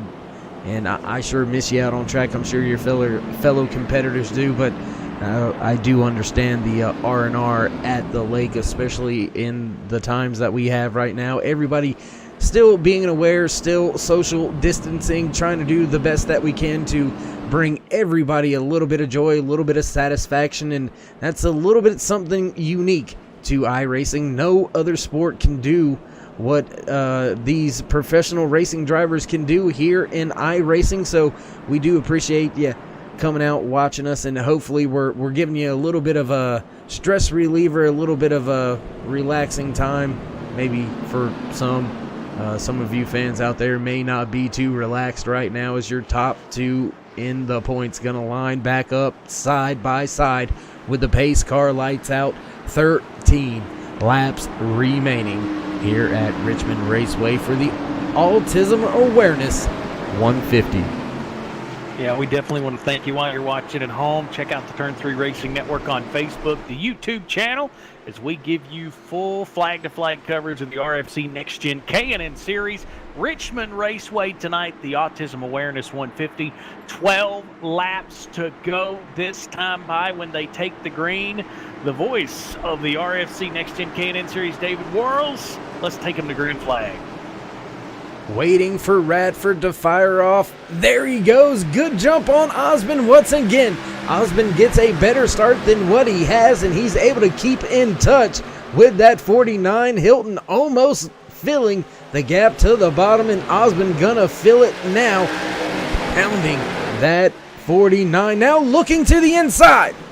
Battle for the lead. This will be Troy Radford trying to hang on. Katie Osmond out of turn 4. The 88 Sun Drop Machine is all over the back bumper of the Turn 3 Racing Network number 49. That battle goes into turns 1 and 2. Here comes Tyler Hilton. He's on the rear bumper of the top 2.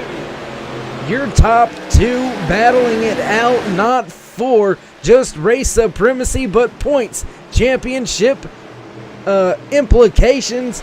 Championship pretty much on the line between these two. Radford sitting in second in the points. He's trying to make his play for the championship right here at Richmond International Raceway. Gonna make his way off of 2 back down the back stretch, leading by less than 0.2 of a second. On the back bumper of that 49 machine, here we go. Looks like Katie Osmond's a lot better. He gets a little loose off of turn 4. Now he's going to go back to the bumper of Troy Radford. We are inside of double digits. 9 laps to go. It's the top 3 literally nose to tail. They start to pull away from 4th place Dustin Ping. Back down the back stretch once again into 3 and 4 through the center and off Radford. Caution out on the track. I believe the 44 may have been involved in this one, so we will back it up on our turn 3 replay and take a look at this, see what happened with the 44 of Adam Novak. Sideways off of the corner, tries to save it, no contact with the wall. Heck of a job, heck of a save. We'll back it up one more time, take a look at that from the cockpit of that 44. Here you see him down in the corner, turning. Everything seems fine, and on the gas, and no contact. And that is pretty much it. Sorry, Cody, you can vouch for me on that. That's what you're kind of doing in the car. You're cringing, you're grinning, you're trying everything you can to keep it up out of that wall, and I found myself thinking I was driving here with this great onboard camera with the 44 of Adam Novak. We will rejoin the field at the front, though, with Troy Radford still in control of the race. Yeah, you're exactly right, Dave. Anytime we get the good camera work, and we've got some great track cams from Esteban. It gives us some great views every single week, and it puts you right there in the cockpit. And yeah, you want to ooh and ah, and you try to finesse the car, even though you're not driving. But hey, that's what makes good television. And speaking of good television, what if I was to tell you we're going to have the top 2 in points, 1, 2. They're going to get ready to go back racing with around 5 laps to go for a night race at Richmond. Hang on. We've still got a really good finish here tonight. That we do. We're going to have pretty much an unofficial green-white checkered here. Pace car lights still on. Lap number 6 will come around. If the pace car lights go out, we'll have about 4 laps when we go back green flag race, and I think it's going to be closer to the 5, maybe 4 laps, somewhere right there. And then keep in mind, I mean, we do have that one green-white checkered attempt in the back pocket as well. How hard are these drivers willing to push it? How hard is Tyler Hilton willing to push it? Tyler, one of the drivers not in that win category, so far this season. Is he willing to push the issue, maybe push his teammate up out of the way, spoil the moment? Will Osmond maybe door check? Will he do the bump and run? You never know with the race win on the line. Yeah, and Tyler Hilton, this is only his 8th career RFC NextGen K&N Series start. He's looking for his first win. You've got the top 2 in points. 1, 2. We kind of saw what this kind of may play into the last time they got on a good green flag run. Katie Osmond had the quicker car, I felt like, but he couldn't get around Troy Radford. He's going to have to use the bumper to get Radford off the bottom, and if he does, the 82 of Tyler Hilton is going to be right there, possibly to pounce. And as we look off of the pit box of the 94 of Joshua Cottle, as the field goes by, there you see a couple other pit signs. Yeah, that's what those are called, pit signs. Good Lord Almighty. Struggling on that one, wasn't I? Anyways, not struggling out there tonight so far. Your front 2. Troy Radford with 40 laps in the bank. Just to his outside in the 88. He's got the pole position in the bank as well as 105 laps out there here tonight. But these are the ones that matter. Pace car down and away. Radford on the gas.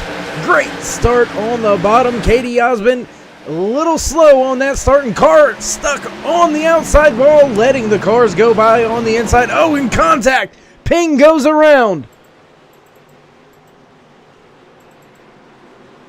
Yeah, Ping got turned around. It looked like in the center of 1 and 2. There was another wreck that happened further on back in the field, literally simultaneously as Ping went around. We're going to take a look at what happened here with Dustin Ping. Going to go high up above in the blimp. Cody Terry just onto his inside and running out of real estate there, just fighting over real estate. Kendall Levron involved in that as well.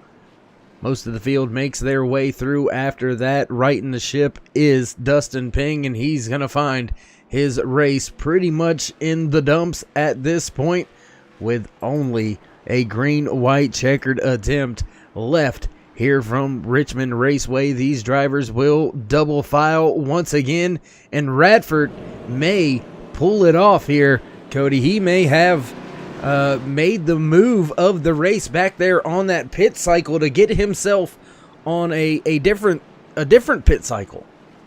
Yeah, I feel like that was the momentum for his crew chief, was saying, look, it's a short track race. We've got a really good car. Let's play pit strategy. Let's get out front and just cross our fingers and hope the cautions will breed cautions, which that's exactly what we've seen tonight here at Richmond Raceway. As we crawl under and into that green-white checker that I think we're going to see to finish this race, it's going to come down to maybe him staying out front. And Katie Osmond knows that, Dave, and if he knows that, that means this could be a very aggressive restart, which also could be in the factor of the next 3 cars behind him as well. Yeah, and it's funny that you mentioned cautions breed cautions, because that's what one of our viewers, Miss Linda, she joins us all the time, and we definitely appreciate Miss Linda over here at Turn 3 Racing Network. She joins many of our broadcasts, and we do appreciate it each time that you do. She even said herself, cautions breed cautions, and that seems to be the theme of the night here. We did have a few longer green flag runs there at the beginning, but it looks like now when it has got down to the nitty-gritty, down to the witching hour, when it all matters, when you got to put it all out there, drivers stepping over that boundary just a little bit, maybe trying to force the car into the corner a little bit harder, get back to the gas a little bit sooner. But we have seen the caution fly numerous times late in the going here at Richmond Raceway. I want to talk about a driver we haven't really mentioned at all tonight, other than being kind of, way back in the field, and that is Derek Robinson. He is in the 5th place right now. We'll see if the timing and scoring leaves him there, but I do believe he's kind of sorted through the weeds, so to speak, and he's pulled himself up into the top 5 as we get ready to go back racing. That is a pretty good feat, and that would be his first career top 5, if I do believe that, if he can hang on to that spot. Yeah, and you can even see on the side panels of that 38, especially that right side, it is banged up. It's not perfect. We'll get a good shot at it here. You'll see a little bit of where some tire rub, maybe that was some contact with the outside wall, but even that 38 running in the 5th position has not been out of trouble. No, and that's the thing with a track like Richmond, Dave. It's bigger than, say, for instance, Bristol or Martinsville, or say, for instance, maybe a track like Lanier that you go to earlier in the year. But when you come to this place, it's still a short track. And some people will say this is the most exciting short track you come to because, it is tight corners all the way around this racetrack.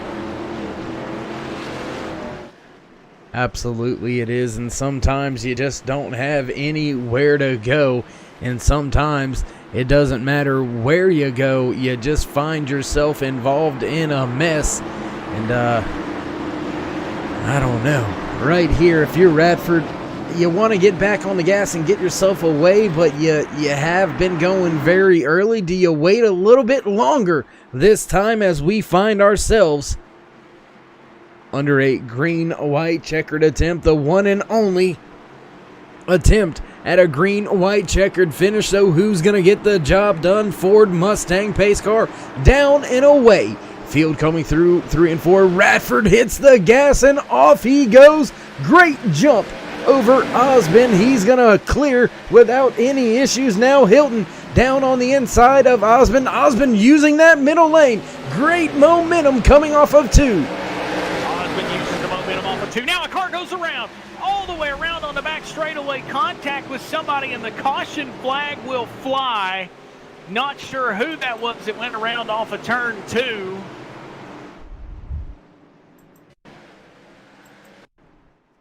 Taking a look back, not able to see who it was just at that moment there. Thought we had it queued up, but unfortunately we did not. And might have been Gordon Larson Jr. And it may very well have been. We'll take a look back, and we are still having trouble finding that. So, nonetheless, I believe that has put a stamp on it for us here tonight. Yes, it has. We'll rejoin the front here, and Radford was able to get the job done here, Cody. He was able to snatch it with some strategy, get himself in front of the field, and then be at the front when the final caution flag flew, bringing an end to tonight's Autism Awareness 150. Dave, I look at the results, and I know now, I think I jinxed him. Derek Robinson was involved in that last caution. He was the one that went around off of turn 2. Going to finish, it looks like, in the 18th spot tonight. Tough luck for him, and what looked like was going to be a great finish for that young driver. And, well, there you have it, Cody.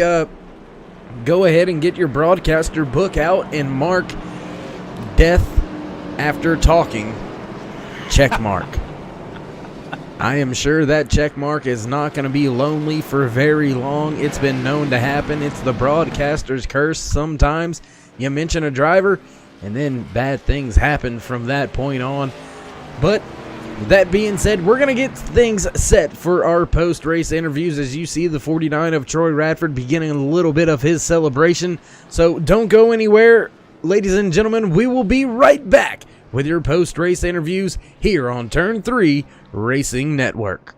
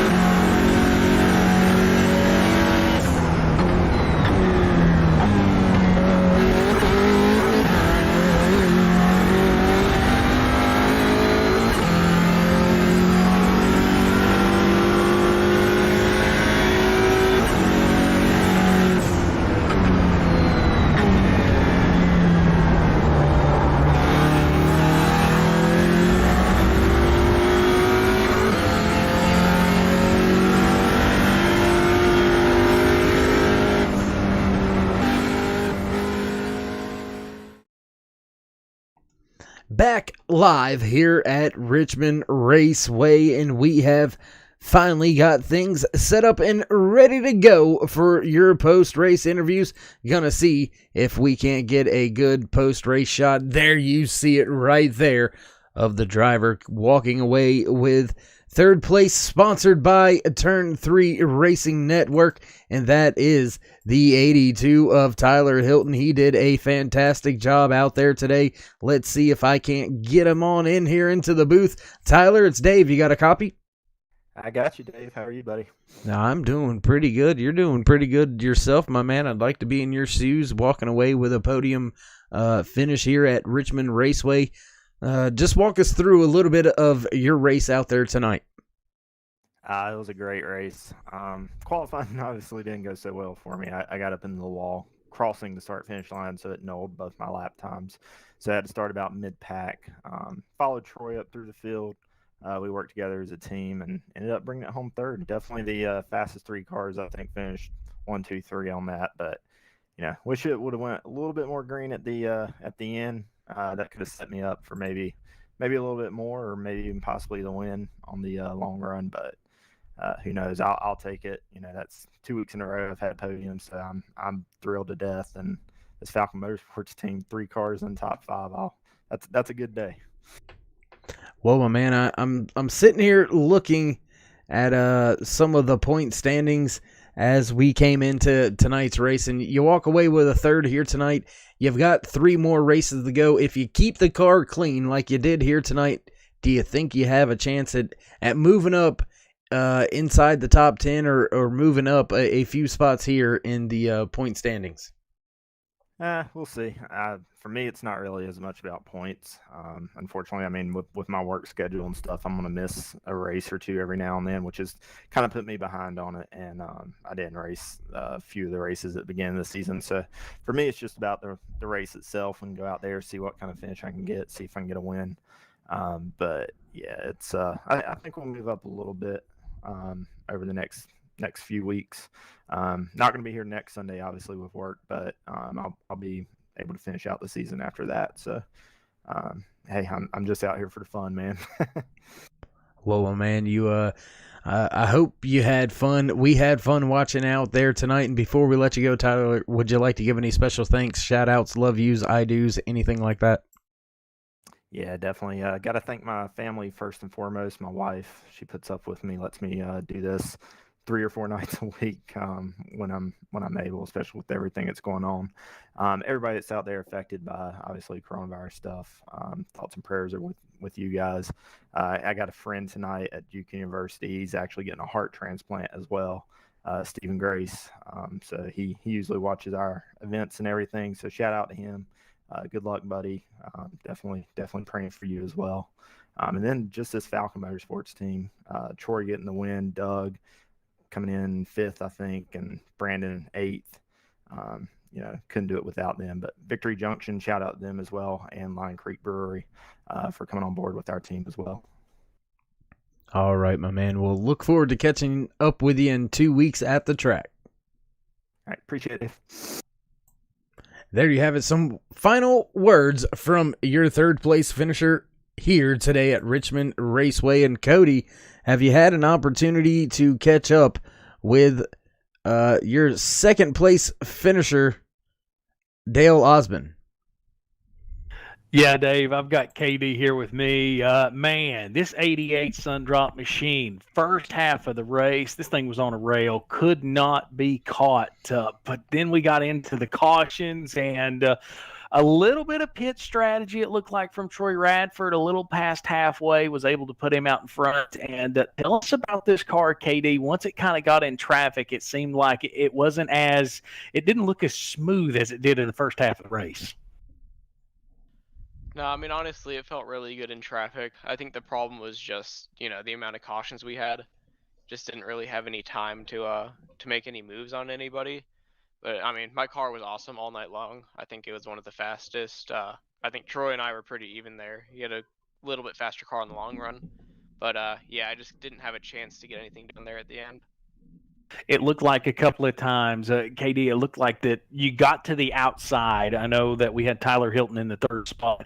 It looked like a couple of times you could make that outside work just enough to get by the second place. Did you ever try and maybe think about trying to make that outside work to go for the lead, or you just didn't really have a lot of time to do that? I didn't have a lot of time, but also that outside line was really only working right off the restarts. I could get an awesome jump on whoever was in second on that outside line, but if we got 2 or 3 laps in, it wouldn't have been able to work. Well, man, you definitely had the car to dominate over 100 laps tonight out front. You came into the race with the points lead, of course, with Troy picking up the win. That points lead's going to get really tight going into Charlotte next week. What's some kind of thoughts leaving here, going to Charlotte next week? One of your best, maybe one of your favorite tracks on the schedule? Charlotte's either hit or miss for me. I think in this car it'll be pretty good as if iRacing is able to set up like they have on all these other tracks. But yeah, going into Charlotte, I've just got to win. I mean, it's just plain and simple. To keep this points lead, I've just got to win there. Well, man, we appreciate you taking time with us tonight. I know you being a racer, you'd rather be in that top spot, but I'm telling you what, if you got a notebook for Richmond, man, you got things figured out. Before we let you go, do you want to give any shouts or any thank yous tonight? Yep, as always, my family watching. Thank you guys so much for broadcasting. Tyler and Troy, that was really awesome, clean racing at the end there. Katie Osmond, points leader coming into the night. It's going to be a real tight points battle going into Charlotte next week. But Dave, I know you have got a very, very excited driver, and that's the guy that found a way to go to victory lane tonight. And how did he do that? Well, he took pit strategy and held on, and that is Troy Radford. That's right, Cody. Able to finally get in a few words with this Fast 49 of Troy Radford, going back-to-back wins here in the RFC NextGen K&N Series. And, man, what a fantastic show out there tonight. You made the pit strategy work. How worried and whose call was it?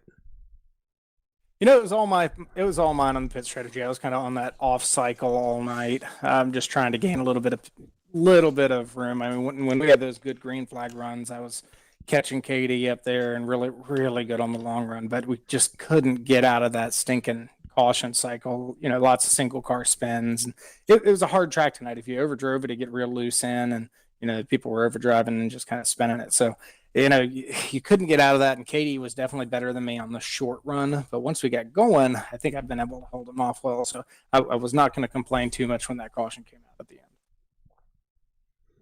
Not only winning tonight's race, Troy, but you pull yourself even on race wins for the season with Osmond, and that points lead was only 18 points coming into tonight's race. That is going to shrink significantly heading off into Charlotte.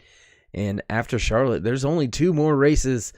What's been going through your mind as the season is trickling down to a close in the championship? I mean, it's right there.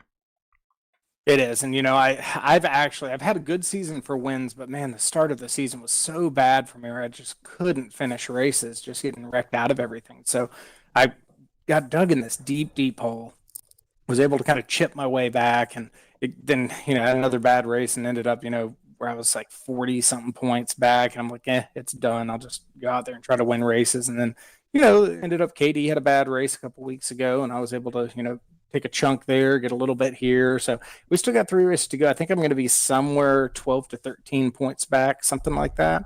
So it's doable. It's harder when you have, like tonight we only had 25 cars as opposed to 35 cars, because then if somebody has a bad race, you don't lose as many points. So it's harder. But it's also KD, who has been extremely consistent all season. I think he's only had 1 bad race. So, you're going to have to chip away because you can't expect him to mess up and have a bad race. Absolutely. And right now you are not having bad races. Pit calls working for you, getting the job done. Victory lane back-to-back here in the RFC Next Gen K&N Series walking away with the Autism Awareness 150 trophy here tonight. And Troy, before we let you go celebrate with that thing, you want to give any final shout outs, thank yous, love yous, anything like that? Of course, first big one is all the Falcon crew. We've been working so hard. We had 3 cars here in the top 5, and first, third, and fifth, and had a couple of, I think one more in the top 10 with Brandon, and had a little bit of bad luck with Chris. So, we've been working real hard to get everybody competitive and right up there for wins. National Kidney Foundation, of course, Lucky Finn Project, and of course, big thank you for Turn 3. You guys broadcast on Sunday nights and Tuesday nights and Wednesday nights with the late models. So big thank you. And I do want to give a bit of a plug. We are doing the family night race again this coming Saturday. So if you guys if anybody has a kid or a significant other that wants to race, the information is on Racing for a Cause's website, as well as Racing for a Cause's Facebook page, as well as the NextGen Facebook page for signups. We've had a blast in the last few of them. We're going to do a little bit different this week, but it's definitely going to be a lot of fun. Well, man, we don't hate you for throwing the plug in there, as most of the time we find ourselves bringing you that great family fun action here on Turn 3 Racing Network anyway. So a plug for you is a plug for us, and I mean, one hand washes the other, and great job once again out there getting the job done here tonight, Troy. And we look forward to catching up with you in Charlotte and seeing if you can't try to whittle off a little bit more of that points lead that Osmond has. Yep, thank you.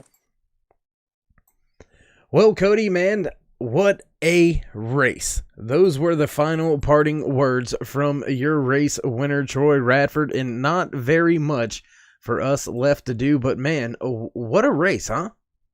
Man, I'm telling you, what a short track Sunday night here at Richmond Raceway. The final true short track on the schedule, and it did not disappoint. We got to see some action, and inside the last 50 laps, we got to see some interesting scenarios kind of work out. But the cream rise to the top 2 finishers tonight, the top 2 in points. And as you go to Charlotte, you've got 3 races left. I think it's Charlotte, Phoenix, and Kansas. You're going to see those 2 fight harder and harder. Somewhere along the line, I feel like they're going to get close enough to beat and bang on fenders. I guess we're going to wait and see if that's going to be next week, because it didn't quite pan out tonight. But if we would have got some green flag racing, those 2 cars were fast enough, it would have been interesting to see how it kind of finished up. Yes, indeed. And with all that being said, only thing left for us to do up here in the booth is run through your finishing order for tonight's race. Walking away with the race win in first place, the 49 of Troy Radford. Coming home in second with his 88 machine after leading the most laps and collecting the pole position, the 88 of Katie Osmond. Rounding out your podium for tonight, finishing in third, the 82 of Tyler Hilton. In fourth, the 17 of Alan Westman. Fifth position goes to the 34 of Douglas Wasaki. And the 19 of Rick Reinert comes home in sixth. After a long race working his way from the back, the 00 of Roy Hyde gonna finish in seventh. Eighth spot will go to the 83 of Brandon Medford. And in ninth, the 57 of Damon Cox, rounding out your top 10 here tonight, the 44 of Adam Novak. In the 11th spot, it was the number 1 of Dustin Ping. Coming in at 12th, it was the 22 of Cody Terry. 13th spot, the 46 of Justin Walters. Number 3 was Michael Masongill. In the 15th spot, the 94 of Joshua Cogdell. Numbers 01 in the 16th spot, Gordon Larson Jr. Tough points night for him. He's going to come in 16th. 17th was Brian Snare. Rounding out the 18th spot was Derek Robinson after that late race crash. Kendall Leveron came in the 18th spot. Lance Yancey went to the garage early. He'll finish 20th. Chris Mefford was in the 21st spot in the 84 machine. The 08 of David Schmidt Jr. came in the 22 spot. 23rd, the 14 of Corey Walters. In the 24th spot tonight, a tough night for the number 6 of Eric Blunt. And rounding out the field after a hard crash earlier in the race, the number 33 of Brian Mescal Jr. Well, with all the official business done and over with, all the plugs said, all the thank yous, love yous by the drivers and everybody else getting out there to their loved ones from myself, David Whirl, up here in the Turn 3 Racing Network booth, as well as Cody Terry, want to wish you all well. Stay safe, stay home. We can beat this thing. Things are starting to slow down. Let's just be smart about it, and we can get back to doing the things that we love the most in life. And, you know, we'll wait to see you next time on track. Maybe it's tomorrow night as we fire things up once again here on Turn 3 Racing Network. So from myself and everybody else, stay safe, stay home, stay loved. We'll catch up with you in a few weeks.